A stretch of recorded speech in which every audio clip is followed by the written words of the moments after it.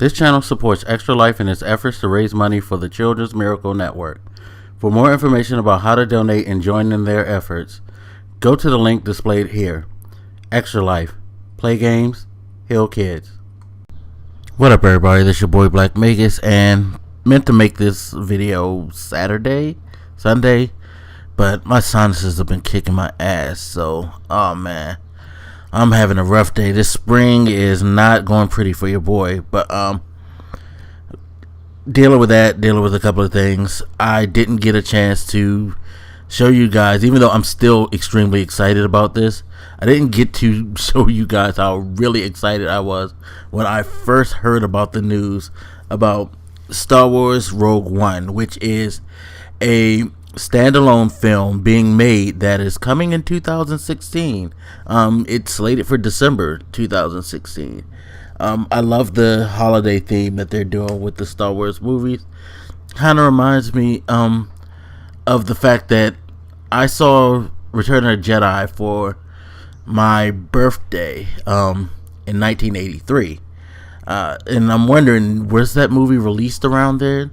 I feel like I saw it like at the tail end of its theatrical run, so I'm not sure, but I just always remember seeing that for that particular birthday and thinking it was the dopest thing my mom could have done for me, because she knew how huge I was into Star Wars. And to be quite honest, my mom was that cool because she was really into Star Wars. In fact, many years later, I took her for her birthday to see episode 1. So that's how much we were into this whole medium. Really cool stuff. Really cool that we had that to share growing up. Anyway, so Rogue One is something that I think, well, I'm definitely not going to say that I'm more excited for this than The Force Awakens, but I am much more intrigued at what this is going to turn out to be, because they're taking this in a direction that we have yet to really see a Star Wars movie go. Let's be honest, the Star Wars franchise has been basically built on the premise of the mystical and technological side of things in the universe. The super crazy space fights, even the land battles with the stuff like the AT-ATs and the speeders and all of that.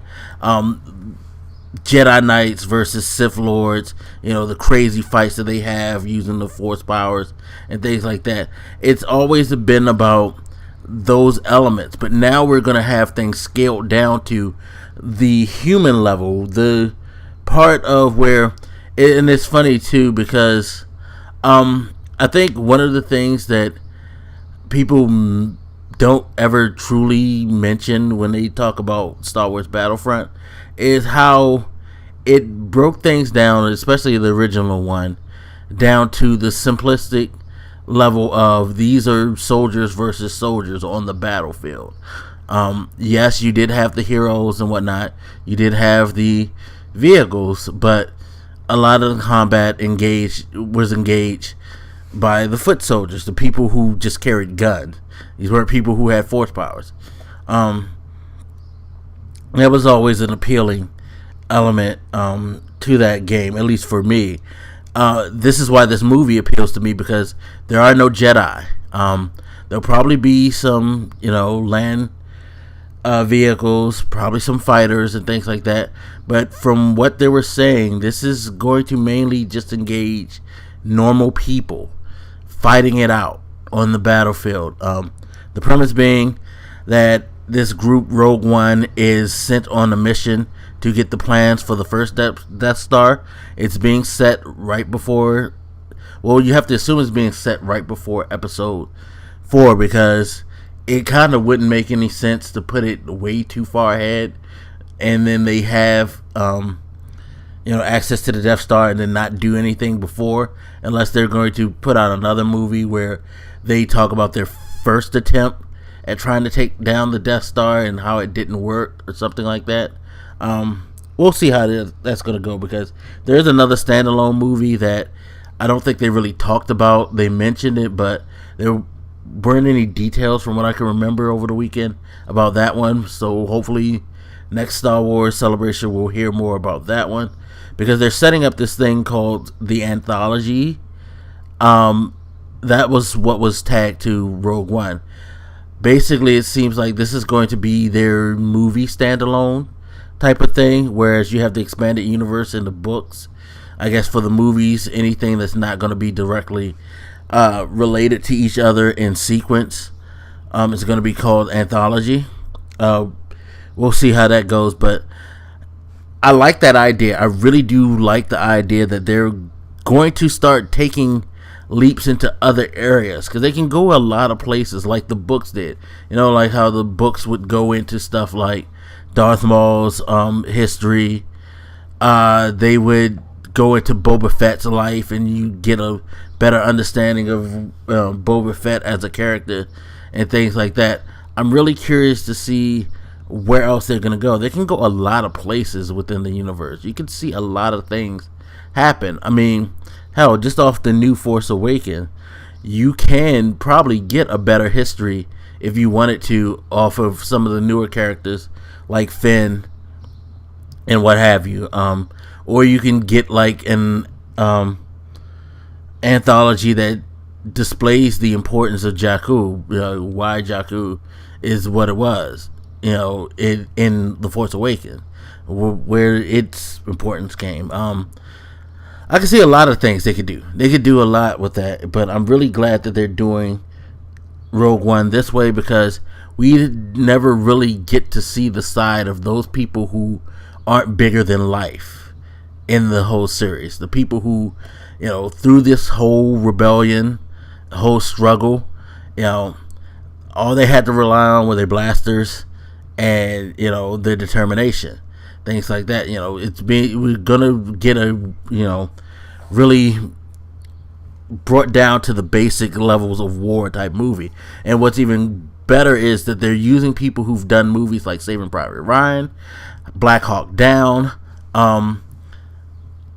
What was the other movie that they mentioned? It was another epic movie. The one about I think Dark 030 is what it's called. The thing about what's his name, Bin Laden. They're getting these people involved in, the cinematographers, the directors of photography. I think the director of Dark 030, please correct me if I'm wrong, but I think he's helming the film. But they're getting people who've done a lot of movies that involved like big war set pieces, big battles and things like that. So I could just imagine how good this is going to look, because the ground battles on the Star Wars movies, like for the prequels, they were more of a CGI type of thing. For the episodes 4 through 6, they were pretty cool. Like Hoth was pretty cool. Endor had its cool elements, but they weren't really that large scale. You didn't really get the sense of the scope of what was going on the ground. It was mostly maintained by the speeders and things like that, especially on Hoth. And on Endor, it was more of a close quarter type of thing, it seemed, and you just got like certain like shots. But I feel like this, you might get like that moment you saw on Saving Private Ryan where they stormed Normandy. You know what I mean? You can get something crazy huge like that, or you can get this huge running battle in an area like you had in Black Hawk Down, which was just insane. I want to see that. I definitely want to see that. And I like the idea of that, of a non-Jedi movie in the canon, so we can get to see how the quote-unquote normal people went about things during the rebellion. So this is going to be cool. This is going to be dope as hell. Anyway, you guys hit me up. Let me know what you think, and I'll holler at you later. This your boy Black Mages, and I'm out. Deuces.